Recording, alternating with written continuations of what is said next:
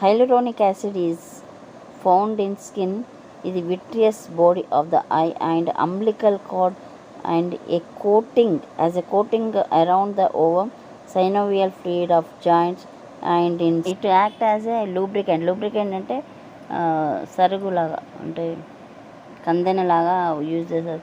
And as a biological cement in connective tissue.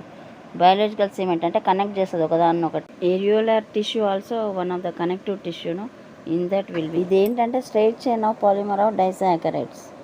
ఇది రిపీటిక్ unit లాగా ఉంటుంది. Disaccharide linked by beta 1,4 glycosidic bond.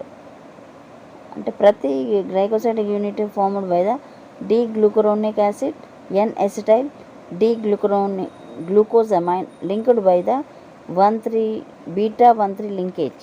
On hydrolysis, it yields the D-glucuronic acid, D-glucosamine and acetic acid. ఈ hyaluronic acid ఏంటంటే enzyme, ఏ enzyme split చేస్తుందంటే హైలూరోనిడేస్.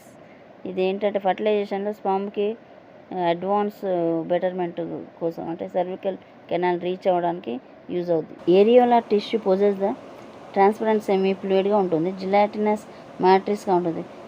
దీనిలో ఏంటంటే mucin, hyaluronic acid, contract సల్ఫేట్లు ఉంటాయి. ఇందులో matrix embedded in various kinds of fibres and cells. Hyaluronic acid కూడా mucopolysaccharide అనమాట. మ్యూసిన్ అంటే కన్సిస్టెన్సీ గమ్ లాగా ఉంటుంది కదా. ఇది ఏంటంటే ఇందులో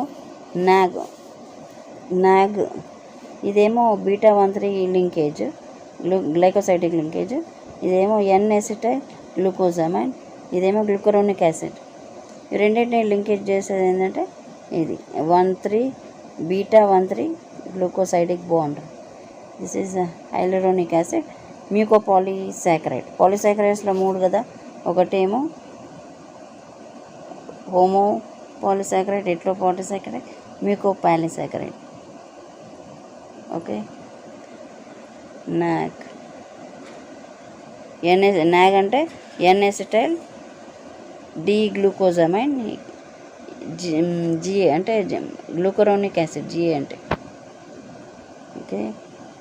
హెపారిన్ అనేది యాంటీకోగులెంట్. ఇందులో యూరోనిక్ యాసిడ్, సల్ఫ్యూరిక్ యాసిడ్ ఉండడం వల్ల ఎసిడిక్ నేచర్లో ఉంటుంది. This is also mucopolysaccharide. జనరల్గా ఏంటంటే యాంటీకోగులెంట్ అంటే రక్తాన్ని గడ్డగట్టకుండా చూస్తుంది అనమాట. అంటే ఇన్సెస్ట్లో ఉంటుంది. ఎప్పుడైతే మనని చెట్లను కానీ చెట్ల నుండి రసాన్ని పీల్చేటప్పుడు, మన నుండి రక్తాన్ని పీల్చేటప్పుడు హెపారిన్ని రిలీజ్ చేసి కంటిన్యూగా రక్తం గడ్డగట్టకుండా అది సక్ చేసేయడానికి ఫస్ట్ దీన్ని రిలీజ్ చేస్తుంది అనమాట. ఇది ఇన్సెక్ట్ థ్రాంబిన్గా మారకుండా, ఫైబ్రిన్గా మారకుండా ఏంటంటే గడ్డగట్టే అక్కడ నెట్లాగా ఫామ్ కాకుండా ఏంటంటే కంటిన్యూస్గా బ్లడ్ ఫ్లో ఉండేటట్టుగా అది ఏం చేస్తుందంటే ఈ హెపారిన్ హెల్ప్ చేస్తుంది. ఇన్సెక్ట్కి మౌత్ పార్ట్స్ ఉంటాయి కదా, ఏదైనా సక్ చేయడానికి, ఇదే proboscis కదా, దీని ద్వారా తీసుకుంటుంది అనమాట.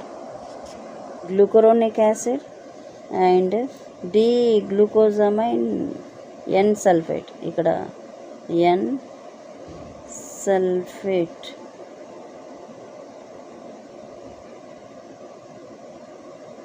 N-సల్ఫేట్. సో ఇది ఆల్టర్నేట్గా ఉంటుంది అనమాట.